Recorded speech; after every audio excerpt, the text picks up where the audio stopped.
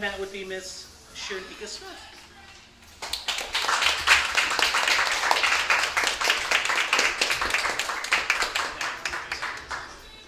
Good evening, fellow guests and fellow Toastmasters and guests.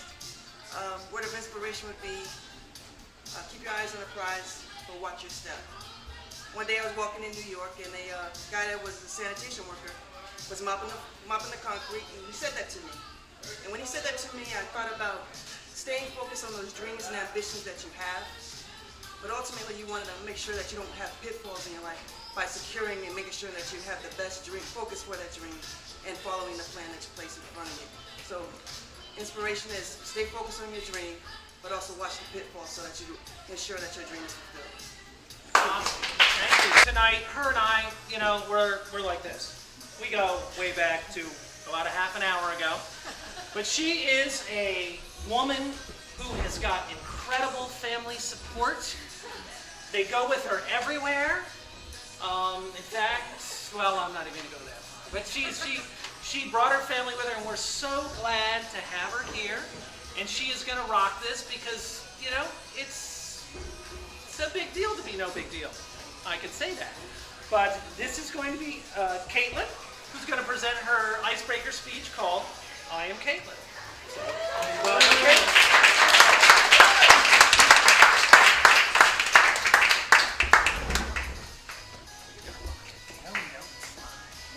Oh, okay. All right, so I thank Mr. Toastmaster. Yes, thank you, Mr. Toastmaster. Ladies and gentlemen, I am Katelyn. My business cards will tell you that I'm a professional public servant. The master's degree I received from the University of New Orleans implies that I am a nonprofit leader, hazard mitigator, and public policy analyst. But yet, I am unemployed. I find that in order to truly know someone, it's first important to understand the purpose, their purpose, the reason they wake up and do what they do every day. For me, my purpose is for the public, for philanthropy, for the betterment of policy, and even the betterment of politics.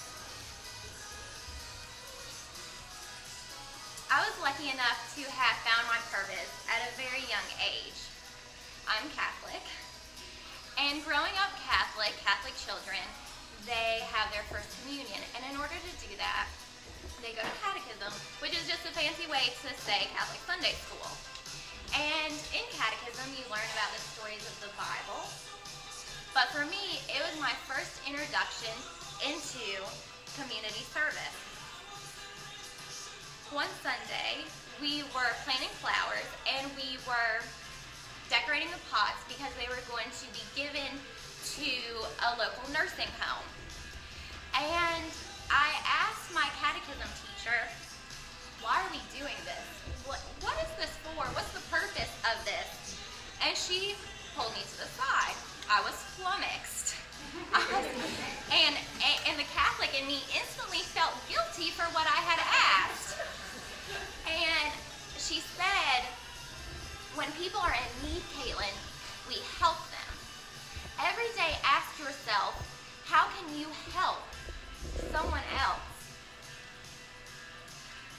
I was about 7 years old when I made my first communion.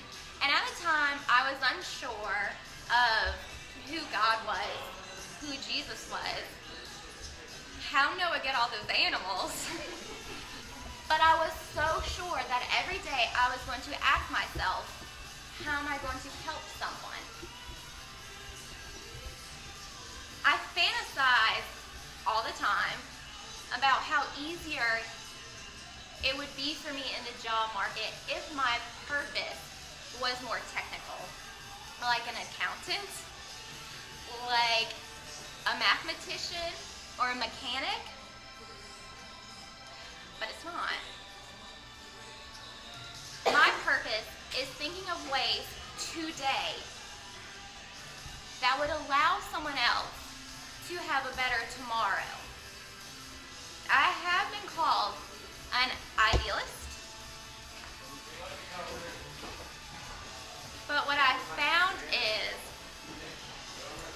some people have a hard time seeing greatness when it is envisioned by someone else.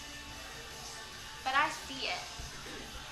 I see a future where women support other women, where students are not afraid of going to school, where parents teach their children not to be intolerant of things or people they don't quite understand, but rather to be open and receptive of our changing world.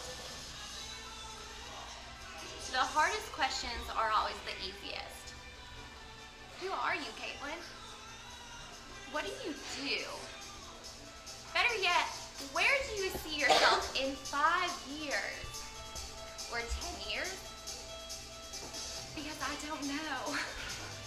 But I'm confident that I'm going to change the world. Mr. Toastmaster? My immigrant grandparents, who my grandfather died in a coal mine, but my mother went to Catholic kindergarten through college and double majored, and so there was a very caring, and my father went to Catholic school all the way through college as well. They both went to Catholic college. He was physics major, math minor. My mom was a double major in physics and math. She was ahead of her time. She knew women could, you would have figured out, you know, but then she went and had 10 kids and never. But I'm appreciative for that. But Katelyn, that was a nice job. You didn't get flummoxed, which was super duper. Yeah.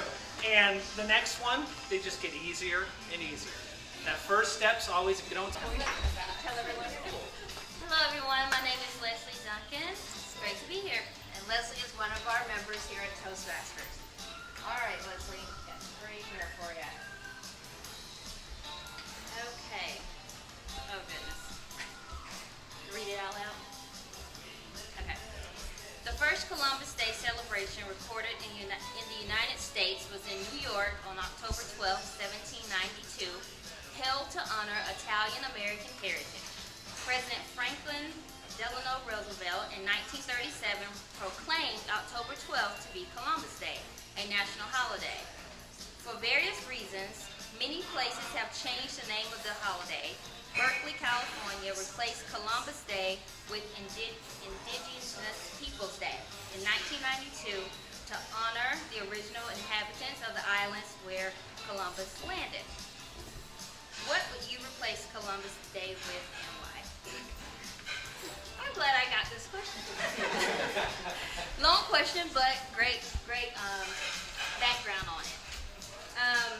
I too would replace it with the Indigenous, can't say the word, so help me out, People Day, mainly because in May of this year, I was able to meet my paternal grandmother's family for the first time in my entire life.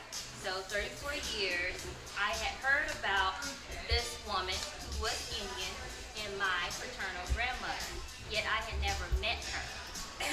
And unfortunately, she has passed away, but I was able to sit with my father and his sisters and hear them tell her story. I was able to see her Indian Bible that had her whole family listed from the Oxendine tribe. I was able to see pictures of her father in his full uniform, that was impacted me in so many ways that I can't even begin to tell you. So this year, when Columbus Day rolled around, I thought, yeah, why aren't we celebrating those who were here before Columbus came? Why aren't we giving them their moment to share their history and their story?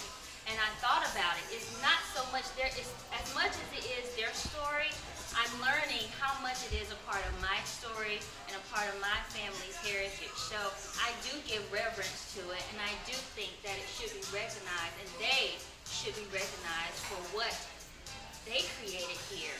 Thank you. Good. Tell everyone your name. My name is Murimi Irungu, and I'm happy to be here. All right. Why did I pick the wrong one?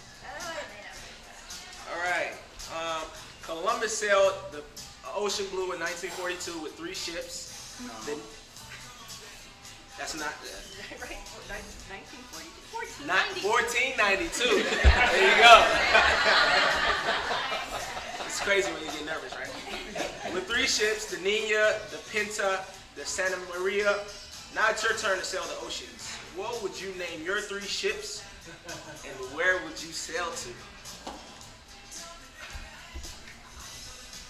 I'm flummoxed at that question, but I would actually name my 3 ships relationships, friendships, and I would actually name the last one companionship. The reason why I said that is because we need each other in order to sail. So what I would do is, in order for me to sail somewhere, I would come to Toastmasters and I would actually get some of you guys to hop on the ship with me, and we would sail to Victory Land, or we could sail to Dreamland. Where would you like to go? Victory Land or Dreamland? Victory! I would take Victory as well. I would go with you to Victory Land and we would have a great time. And hopefully there would be about 3 lights, a red light, you know, a yellow light and a green light. And there goes my green light. Welcome aboard. Great. Tell everyone your name again. I'm Alexis. Hi. All right, Alexis. All right, I got one last one for you. 3 countries refused to back Columbus's voyage. What would have been your pitch to get Queen Isabella and King Ferdinand of Spain to back your voyage?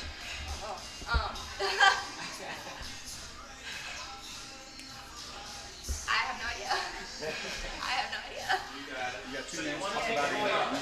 Maybe The money to do it. I need the money to exploration, new, maybe trading. What's in it for them? I mean, what they would get back from it would a new country to trade with, new allies. I don't know. I can't do this. All right, let's give her a sheet. Climb out. We're gonna give her a post.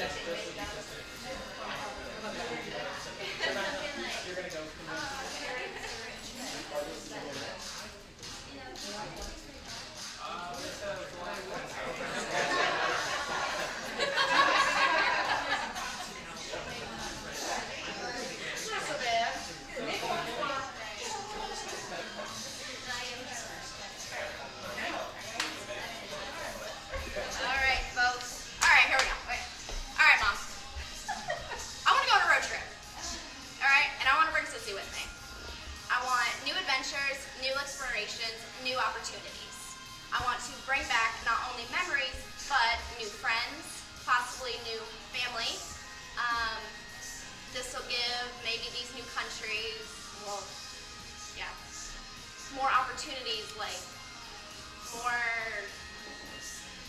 information on different sides of politics, democracy, etc. I don't really know what was happening with King Ferdinand at that moment, but new, maybe possible disease prevention and all sorts of new stuff to go on with it. Am I done yet?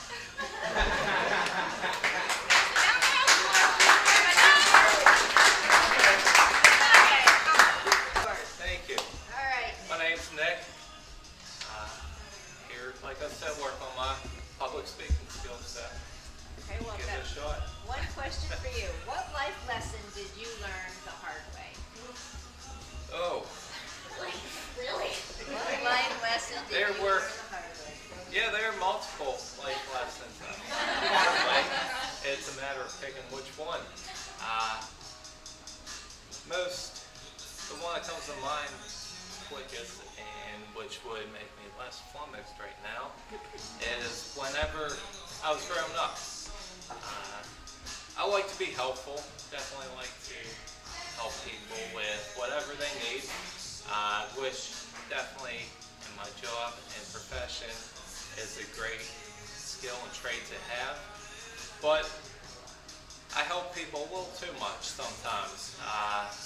This person will be asking me for something, they'll be asking me for something else, and then I just keep getting more and more things on my plate. And one thing that I need to learn, and which was a lesson I learned the hard way, was being able to tell people no, and tell them I need help, tell them I can't do this as much as I'd like to.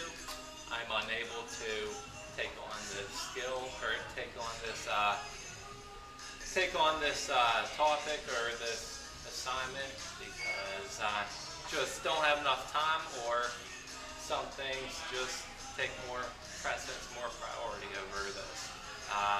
Which in my profession right now is one thing I'm battling the most is time management and trying to figure out what takes precedence, priority over another thing. And with being there a short amount of time is something that I will continue to learn, but that would be the lesson I learned the hard way, and I'm continuing to learn right now.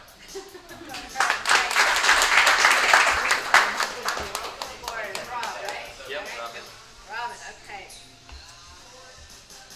Have you done anything lately worth remembering? Have you done anything lately worth remembering? Anything lately worth remembering? I've done a few things. I just moved here from Gainesville, Florida. So I decided I was very scared of doing a lot of things in Gainesville. My whole life it was a big problem for me. I never liked to get out a lot and meet people. So it's been my mission to do a lot of new things. Since I've been here, the first week I was here, I flew in a helicopter in South Carolina. I went to hot yoga, which I never thought I would go to yoga class in my life. It was actually a great experience. So you're just talking to more people in general. Doing this speech class is huge for me. It's been real difficult for me my whole life. It's held me back on a lot of different things that I've wanted to do. Been trying everything. So yeah, that's about it. Remy said something about going on a ship. Everybody wants to go to victory. I even said that. Everybody wants to win. It depends on what you describe as your win. And people that come to Toastmasters have a plan in their head they come because this is how it leads to getting to where you think where your victory is going to be. So that's why, Robin, that's why it's struck in my head, Robin and Nick, you came to Toastmasters because somewhere down the line you have a vision of what your win is going to be, and you know that you need to improve your public speaking skills, and you made the first step already, so you're on your way. You've got to persist though. Decision and persistence are the two things that are going to take you there. You punk out and don't come back. No, you got to keep coming. I don't mean to say that, but you got just stick with it. It'll get easier, and all of a sudden stuff will be rolling off your tongue. It'll be great. So next, I would like to introduce our general evaluator for the meeting and our general Toastmaster. I wore my special pink dress and Chucks were luckily in my trunk. Ladies who wear heels all day have a backup pair of shoes. So I am the general evaluator, Ortiz. Yasmine will be evaluating Katelyn. Let's give Katelyn another round of applause for her. So after Yasmine provides her evaluation of Katelyn, I will be back. Thank you. Thank you for the introduction, Mr. Toastmaster and fellow Toastmasters. Yes, thank you. I will be so honest. Where's Katelyn? I'm going to make some real eye contact with you, right? Because I understand what it's like to be nervous. I've only done 2 speeches, and I've been here since March. So hats off to you to come up here and step out of your comfort and introduce us to who you are. I am Katelyn. With that being said, I have a few lists here that I'm supposed to go by that once you become a member of Toastmasters, you get a book, a manual, it helps you understand what your speeches are about. So I'll go in order. Strong points that she had. I mean, I can be here for days. Your smile, so contagious. Because when you smile, you stand up here, you automatically bring us into a comfortable place with you. You let us know that you own this space and that you're confident. So with coming up there, being who you were, smiling, I was like, oh, I am so ready to know who Katelyn is. So keep that with you because that's your trademark. Confidence. I don't know that you felt it because we had a prior conversation, right? But you were so confident because you spoke with passion and purpose. And at the end of the day, that's what we all really strive to do is what is your purpose? Why are you here? And if you can find it and you own it and you speak about it, it becomes very natural for you. And you did that very, very well. A natural ability to engage the audience. You had us wrapped in. You had us really wanting to know more about what it is. What was your purpose, right? You had me on the edge of my seat. How well did we get to know you? I put, you spoke about the impact of faith and how that really laid the foundation for really understanding community service and that really being who you are. So that you got very intimate with us. And some people are on the fence with that, like, you know, let's talk about God, is it appropriate? If that's who you are, then that's who you are. And you did that very well. Let's see, did the speaker talk clearly and audibly? Very articulate, very confident, and again, you spoke with, is that mine? No. Sorry, something fell up here, distracted me. And you spoke, so again, you spoke with that confidence. Did it have an opening body and conclusion? Absolutely. You started with your current profession. You progressed into the impact of what faith had in your childhood, and you ended with who you were and what your purpose was. So it flowed very naturally. Comment on the use of notes. What notes? Like you owned it. Like you look down a little bit, but that's normal because you want to make sure that you're following a sequence of what you've created. But you spoke from your heart, and I think I felt that, and I believe we all felt that from you. And in areas of improvement, it's your first speech. Honestly, I got this same feedback when I did my first speech, and I was like honored to share it with you right now. Your first speech right now, you did it as if you've been doing this your whole life. Like you spoke as if I've got this. Like you guys need to know who I am. You need to know what my passion is. And you really, I say own it over and over and over because when you drill that into your head of owning who you are, you're gonna soar. So good job. And as far as taking this space, it's a small space that we have. Walk around a little bit, pace. Allow us into let us feel your passion. So own the space and walk around it. And then eye contact. And that's difficult because when you make eye contact with someone, it's like nerve-wracking, like, oh my God, they're looking at me. What do I do? When it's uncomfortable, take a few more seconds and then look away. So overall, good job. I cannot wait to see your next speech. Thank you. Yeah. Well, I will ask for a timer's report for Yasmine's evaluation.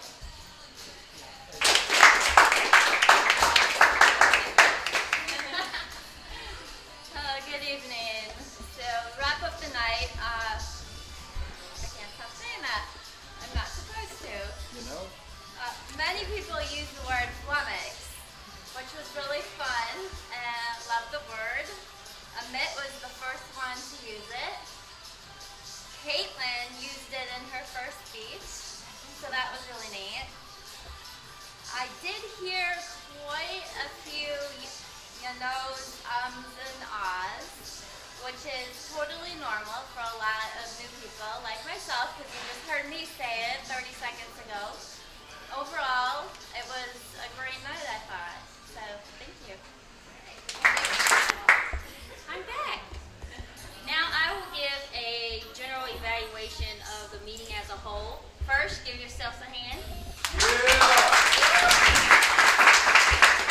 Thank you all for coming out, and we have great attendance once again tonight, and it really speaks volumes to our club and where we are today and where we're going to be able to go. So keep up the support. Anyone that's new, please come back and join us. We always have a great time. We're here to help you all grow and learn, as we all are. I've only done one speech. I'll do my second one next week. So, it's just a great opportunity amongst your peers. I would like to give kudos to our Toastmaster Chuck. Thank you, Mike, for leading us through and to pick off Remy, taking us on a trip on a voyage tonight. So thank you for that. Barbour, we want to thank you for doing table topics, such relevant. I couldn't believe myself with the Columbus Day. So it was very relevant. I think with table topics, I always like to get up and participate when I can, because it's that spur of the moment where you figure out like, oh, what to say. And I always think about, what if my boss or someone I look up to was in the elevator with me and asked me something right off the top of my head. It's table topics that will help you think on your feet very quickly if you get the opportunity. Yasmine talked about Katelyn owning the moment. It's all about owning the moment, regardless of where you are. Katelyn, again, congratulations on your first speech. I took some really great notes from you about helping someone today have a better tomorrow. That's so relevant for where we are in today's society. And I truly do believe you're going to change this world, and we at Toastmasters definitely support you. To the team who set up the room, every time I come in here, I'm always amazed at how you all can reimagine this space, but we always make it work. So I think tonight's meeting was a great one, and thank you. I'd like to bring up our ballot counter. Listen to someone and take notes and then actually remember what it is that they said. That's challenging. And doing it for the first time, I am so proud of myself. I'm so glad I did it. So I only share that to encourage you all. Step outside your comfort and just do it. So I'm glad that I got to do it. Yeah.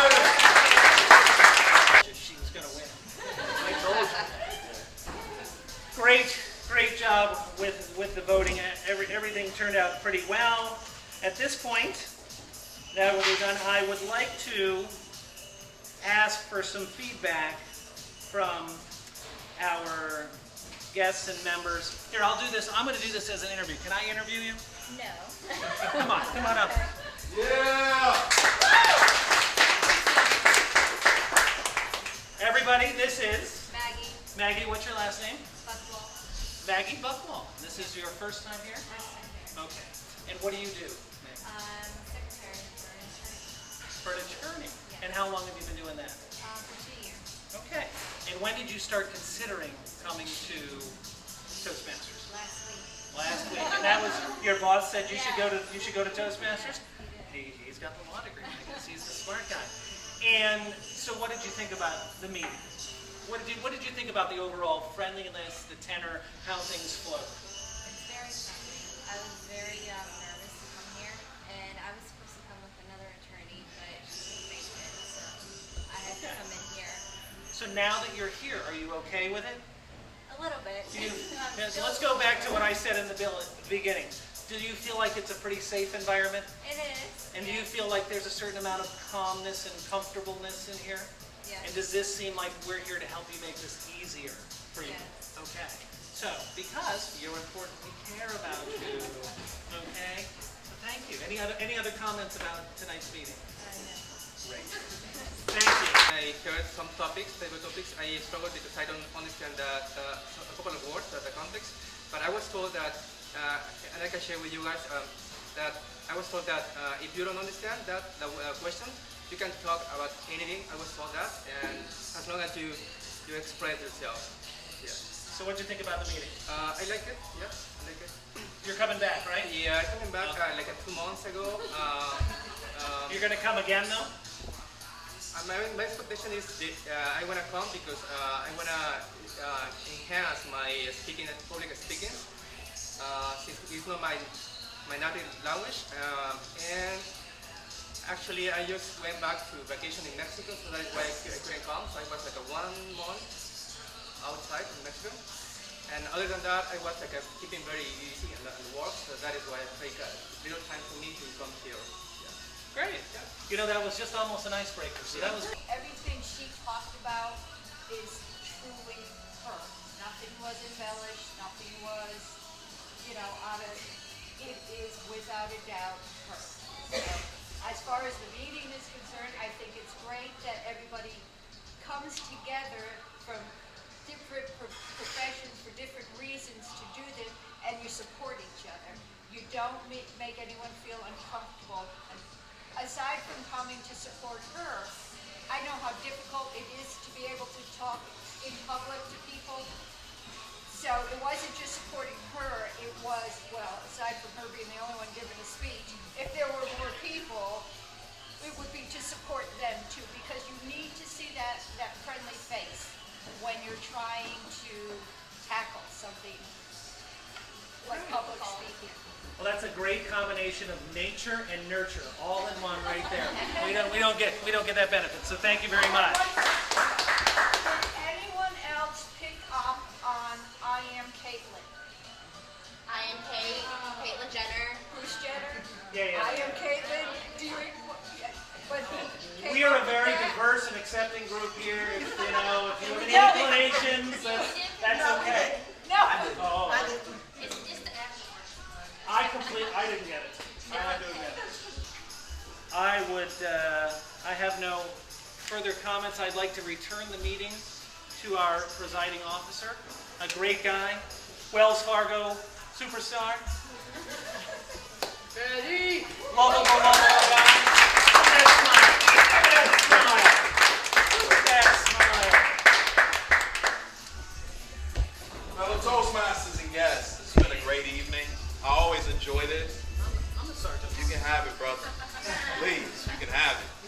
But I'm so glad to be here today. And like I said, this is what keeps me coming. To see people step out of their comfort zone and just do the work. One of the things I just share, I've been with Toastmasters for a year and 3 months. And I tell you, it took me 13 years of making excuses to actually get to my first meeting, because I always had an excuse for why I couldn't go. But I just want to leave everyone with this, because I feel inspired by what I've heard from you, Katelyn. Just seeing you come up here your first time, to me, like I said, that's inspiring. I look at the poem by Invictus by William Hensley, and he says that I am the master of my fate. I am the captain of my soul. And it makes me think of Lao Tzu, which is an ancient poet and philosopher in China, where he writes that the journey of 1,000 miles must begin with a single step. Once I stepped here a year and 3 months ago, it changed my world forever. From being afraid of actually doing a table topic, it took me a month to get up here, and they actually forced me down to do a table topic. But once I got the nerve and got that monkey off my back, I got into the work. And it took other people to inspire me to get into the work, and I got better. I was a I was a filler word champion, which is getting things out there. But soon you start to listen, you start to develop that muscle. And before I knew it, with the type of business that I do, I had to give an impromptu speech to 200 people. I was ready, knocked it out. But it was because of being here, prepping myself and doing the work, allowed me to be in that space and be able to handle that challenge. And I just say to you all, get in. Like I said, be the master of your fate. You can do it, and you have an environment that's going to allow you to be able to stay encouraged, stay motivated, and also get the mentorship to get you through that Toastmasters journey. So I just want to end with that. I hope everyone has a great week. Before I close out, is there any announcements? Great. Well, you all will see an email again. It'll be updated on our meetup group, but you also see an email from us with the new address. So I look forward. Go ahead. The new guests that came tonight, how do they find out where all Meetup.com. If you go to our Queen City Toastmasters meetup page, you'll have that information there. And if you prefer email, like I said, you can give us your email address after the meeting, and we can send you out an email of the updated address as well. Go ahead. I have my dues for you. I don't know if you guys have Come see me, and if anyone else has dues, come see me. I can take care of that for you as well. How are dues done for the new people? How are the dues done? Yeah, thank you. For our guests, if you decide that you want to join Queen City Toastmasters, you can come see me. If you need a moment to think about it as well, you can still reach us at queencitytoastmaster@gmail.com, and we can walk you through that process. But if you want to join today, just let me know. Okay? somewhere in the neighborhood.